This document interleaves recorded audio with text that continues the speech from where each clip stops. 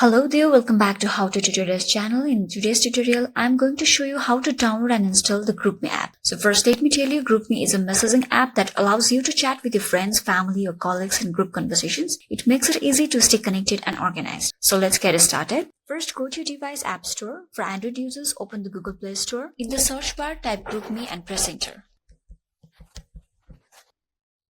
Now click on the install button to download and install the app. And wait for a while until the app gets installed. Once the app is installed, click on Open.